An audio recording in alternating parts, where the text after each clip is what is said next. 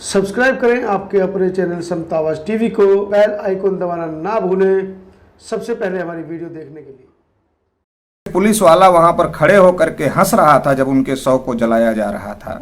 तो इससे ये बात साफ हो जाती है कि जो पुलिस प्रशासन है वो लगातार दरिंदों को बचाने के लिए, सबूत मिटाने के लिए काम कर रहा है।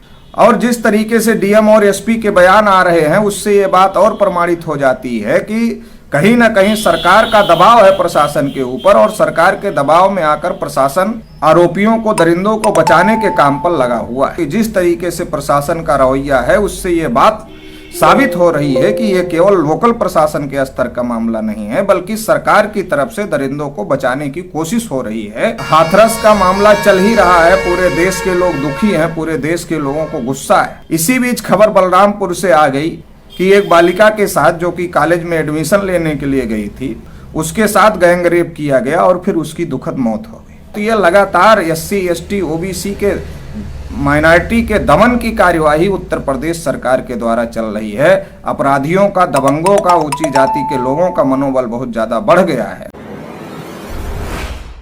साथियों, उत्तर प्रदेश के हाथरस की घटना ने पूरे प्रदेश और देश को हिलाकर रख दिया है। दरिंदों ने जिस तरह की दरिंदगी की उससे हर इंसान का दिल दहल गया है। लेकिन पुलिस प्रशासन का जो रवैया है वो दरिंदों को बचाने वाला है। और जिस तरीके से पीड़ित परिवार को FIR के लिए दौड़ाया गया और फिर बाद में पीड़िता की इलाज के दौरान मौत हो जाने के बाद पीड़ित परिवार की सहमति के बगैर और पीड़ित परिवार को कमरे में बंद करके आधी रात को उनके शव को जला दिया गया, और जिस तरीके से पुलिस वाला वहां पर खड़े होकर के हंस रहा था जब उनके शव को जलाया जा रहा था, तो इससे ये बात साफ हो जाती है कि जो पुलिस प्रशासन है वो लगातार दरिंदों को बचाने के लिए, सबूत मिटाने के लिए काम कर रहा है। और जिस तरीके से डीएम और एसपी के बयान आ रहे हैं उससे ये बात और प्रमाणित हो जाती है कि कहीं ना कहीं सरकार का दबाव है प्रशासन के ऊपर, और सरकार के दबाव में आकर प्रशासन आरोपियों को, दरिंदों को बचाने के काम पर लगा हुआ है।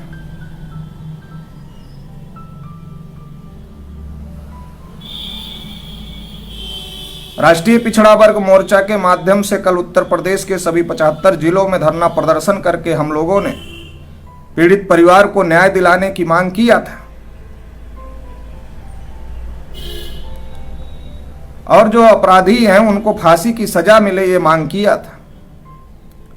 उत्तर प्रदेश सरकार ने जांच के लिए SIT का गठन किया है, मगर हम लोगों को SIT पर यकीन नहीं है, क्योंकि जिस तरीके से प्रशासन का रवैया है उससे ये बात साबित हो रही है कि ये केवल लोकल प्रशासन के स्तर का मामला नहीं है, बल्कि सरकार की तरफ से दरिंदों को बचाने की कोशिश हो रही है।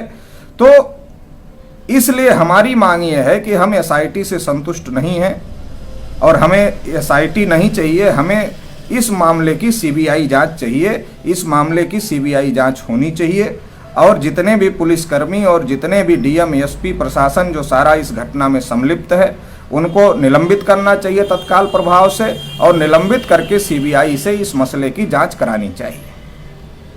पीड़िता के परिवार को सुरक्षा मुहैया करानी चाहिए ताकि उन्नाव जैसी कोई घटना, अप्रिय घटना पीड़िता के परिवार के साथ में ना घटे, और कम से कम 1 करोड़ रुपया और एक नौकरी पीड़िता के परिवार को मिलनी चाहिए, ताकि वो अपने साथ जो अन्याय हुआ है उसके खिलाफ में लड़ाई लड़ सके और न्याय प्राप्त कर सके। ये हमारी मांग है। अभी हाथरस का मामला चल ही रहा है, पूरे देश के लोग दुखी हैं, पूरे देश के लोगों को गुस्सा है। इसी बीच खबर बलरामपुर से आ गई कि एक बालिका के साथ, जो कि कॉलेज में एडमिशन लेने के लिए गई थी, उसके साथ गैंग रेप किया गया और फिर उसकी दुखद मौत हो गई। इसी प्रकार की एक घटना बलात्कार की बुलंदशहर से आई। इसी प्रकार से एक घटना की जानकारी आजमगढ़ से आई। तो लगातार पूरे उत्तर प्रदेश में इस तरीके की घटनाएं हो रही हैं। पूरे उत्तर प्रदेश में कानून का राज खत्म हो गया है और लगातार महिलाओं के ऊपर बलात्कार हो रहे हैं।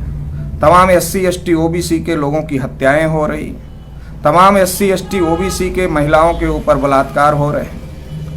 तमाम पिछड़े वर्ग के लोगों को फर्जी इनकाउंटर में मारा गया। जैसे आज आधी रात को हाथरस की पीड़िता के शव को जला दिया गया, उसी प्रकार से झांसी के पुष्पेंद्र यादव की जब फर्जी इनकाउंटर में मारा गया था तो उनके शव को भी रात में पुलिस प्रशासन ने जलाने का काम किया था। तो यह लगातार SC ST OBC के माइनॉरिटी के दमन की कार्यवाही उत्तर प्रदेश सरकार के द्वारा चल रही है।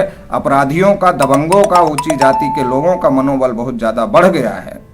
तो इसलिए इसके खिलाफ में एकजुट होने की ज़रूरत है, इकट्ठा होने की ज़रूरत है और तमाम पिछड़े वर्ग के लोगों को, शेड्यूल कास्ट के लोगों को, शेड्यूल ट्राइब के लोगों को एकजुट होकर के ये जो अन्याय अत्याचार पूरे उत्तर प्रदेश में हो रहा है, इसके खिलाफ लड़ाई लड़ने की ज़रूरत है। इसलिए जो बहुजन क्रांति मोर्चा, जो कि SC ST OBC और माइनॉरिटी के संगठनों का एक मंच है, उनके जो राष्ट्रीय संयोजक हैं माननीय वामन मेश्राम साहब, माननीय वामन मेश्राम साहब ने इन तमाम घटनाओं को लेकर के, हाथरस की घटना की CBI जांच हो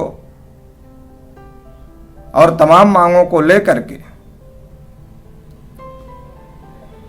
और इसी प्रकार से जो गोंडा में बलरामपुर में घटना हुई, बुलंदशहर में घटना हुई और जो आजमगढ़ में घटना हुई, इन तमाम घटनाओं में पीड़ितों को न्याय मिले, इस मांग को लेकर के आगामी 3 अक्टूबर को पूरे उत्तर प्रदेश में आंदोलन घोषित किया है। राष्ट्रीय पिछड़ा वर्ग मोर्चा, जो कि पिछड़े वर्ग का, OBC का राष्ट्रीय स्तर का संगठन है, हम राष्ट्रीय पिछड़ा वर्ग मोर्चा की तरफ से बहुजन क्रांति मोर्चा ने जो आंदोलन घोषित किया है उसका समर्थन कर रहे हैं। और हम अपने उत्तर प्रदेश के सभी कार्यकर्ताओं को, पदाधिकारियों को ये अपील करते हैं कि वो सभी इस आंदोलन में बड़ी संख्या में शामिल होकर के इस आंदोलन को सफल बनाएं और आगे भी जो भी लड़ाई न्याय के लिए होगी, हमारे लोगों के ऊपर, जो बहुजन समाज है SC ST OBC माइनॉरिटी का, इसके ऊपर अन्याय अत्याचार के विरोध में जो भी न्याय के लिए लड़ाई होगी, उसमें राष्ट्रीय पिछड़ा वर्ग मोर्चा पूरी ताकत के साथ शामिल रहेगा। सब्सक्राइब करें आपके अपने चैनल समतावाज TV को, बेल आइकन दबाना ना भूलें सबसे पहले हमारी वीडियो देखने के लिए।